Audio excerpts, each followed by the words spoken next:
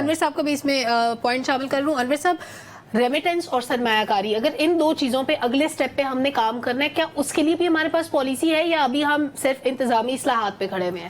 دیکھیں سلمہ، پہلی بات تو یہ ہے کہ بڑے جو ایڈمنسٹریٹو سٹیپس ہیں وہ بڑے تیزی سے لیے جا رہے ہیں. بارڈر پر 30 سے زائد جو اسمگلرز تھے غیر قانونی کرنسی کے، انہیں آج اریسٹ کیا گیا. میں پشاور کی بات نہیں کر رہا، آپ نے پشاور کا اپنے انٹرو میں ذکر کیا. اس کے ملک بھر میں کرنسی ایکسچینج کا جو کام کرتے ہیں انلیگل، ان کے خلاف گھیرا تنگ کیا جائے گا. اور ریمیڈیز کی بات آپ نے کی، اس کے لیے پولیٹیکل ول بہت ضروری ہوتی ہے، آپ کے لیے سیاسی استحکام بہت ضروری ہوتا ہے. دیکھیے، جب یہاں پاکستان میں بیٹھا کوئی پولیٹیکل لیڈرشپ جب کوئی اسٹیٹمنٹ دیتی ہے تو اس کا اثر بہت زیادہ اوورسیز پاکستانیز پر پڑتا ہے. پھر سب سے بڑی بات، جو قاسم کے ابا کا دور گزرا تھا، انہوں نے جس طرح پاکستان میں پیسے بھجوانے کے لیے انہوں نے روکا اور جس طرح کیا، اور اس کا ڈیفینیٹلی اثر پڑا ہے. اب ایک تو ہمیں ان کے اعتماد کو بحال کرنا ہے، اور وہ کیسے کیا جائے گا؟ آپ کے ملک میں جب پولیٹیکل ول ہوگی، یہاں پر جب عام انتخابات ہو جائیں گے، یہ بہت ضروری ہے. ریمیڈنس کی بات کی آپ نے، یہ اس کے حوالے سے ہے. اور دوسرا آپ نے کہا تھا ریمیڈنس کے علاوہ انتخابات ہوں گے تو ریمیٹنس آئے گی، آپ جی ڈیفینیٹلی ایسے ہوگا، اس سے پہلے ممکن نہیں ہے. لیکن یہ جو سٹیپس لیے جا رہے ہیں، اس سے اکانومی دیکھنا، آپ کا روپیہ تگڑا ہوا، مستحکم ہوا اور ڈالر نیچے آیا. اسی طرح اگر آپ انتخابات سیاسی استحکام کی طرف جائیں گے تو باہر سے جو اوورسیز پاکستانیز ہیں وہ اپنا رقم پاکستان بھیجنا شروع کر دیں گے. ٹھیک ہے، ابھی رکی بھی ہے، کچھ اس طرح نہیں ہے جس طرح.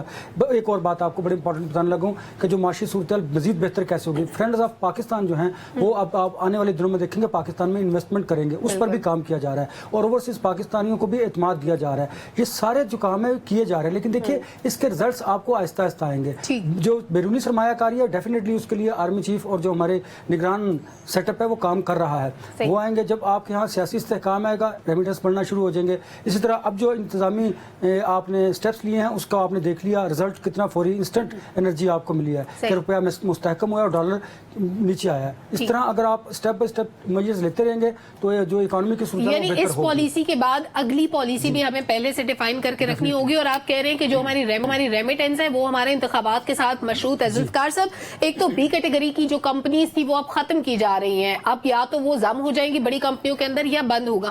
آپ کو نہیں لگتا جیسے آج ایک حوالہ ہنڈی کا جو کاروبار کرتے تھے، پشاور میں مشہور بازار تھا چوک یادگار، اس کو سیل کیا گیا ہے. ایسے کیسز میں ہوتا کیا ہے کہ لوگ بلیک میل کرنا شروع کر دیتے ہیں کہ ہمارے تو کاروبار بند ہو رہے ہیں، اب ہم اس کے علاوہ کیا کام کریں گے. اس بلیک میلنگ کو ٹیکل کرنے کے لیے کوئی کاؤنٹر اسٹریٹجی ہوگی ہمارے پاس؟ میرا خیال ہے کہ اب بات بلیک میلنگ سے اور اس طرح کی ٹیکٹس سے بہت آگے چلی گئی ہے. اب کوئی اس طرح کی بلیک میلنگ میں نہیں آئے گا. بات بڑی سمپل اور سیدھی ہے، میسج بڑا کلیئر ہے، زیرو ٹالرنس ہے. لیکن ان چھوٹے چھوٹے دکانداروں کے ساتھ ساتھ جو بڑی مچھلیاں ہیں ان کے اوپر بھی ہاتھ ڈالنا پڑے گا.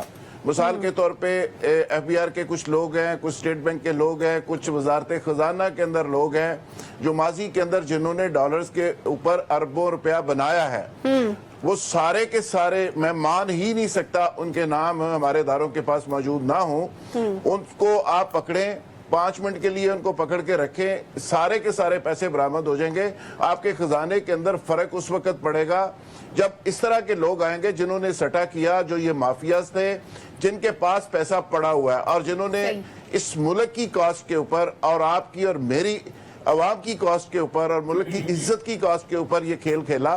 ان کو کسی طرح کی معافی نہیں ملنی چاہیے. ماضی کے اندر یہ باقاعدہ طور پہ ایک پلان کر کے ڈالر کو اوپر نیچے کر کے اس سے پیسہ بنایا جاتا رہا ہے. باقی رہ گئی بات اس کی مانیٹرنگ کا سسٹم، جس طرح ڈاکٹر صاحب نے بات کی وہ ٹھیک ہے، گورننس کے ایشوز ہیں، یہ بالکل ٹھیک ہے. لیکن سوال یہ ہے کہ آپ کا ریل اسٹیٹ سیکٹر جو ہے، آپ اس کو اگر صبح چلا دیں اور اس کو بہتر کر دیں تو آپ کی کم از کم 45 سے 50 جو انڈسٹریز ہیں اس سے لائٹ وہ ساری چل پڑیں گی. اوورسیز اس پہ پیسہ انویسٹ کرے گا. پھر آپ اوورسیز کو اگر اعتماد دے دیں اور اوورسیز کو آپ عزت اور رسپیکٹ دے دیں، ایئرپورٹس کے اوپر ان کے لیے پراپر کوئی آپ ڈیسک بنائیں، ان کا پروٹوکول، ان کی عزت اور جو یہاں پہ ان کے قبضے ہوتے ہیں، یہ ایک میسج آئے گا پاکستان کی اسٹیبلشمنٹ کی طرف سے اور ہر ادارے کے اندر ان کی فیسیلیٹیشن شروع ہو جائے گی.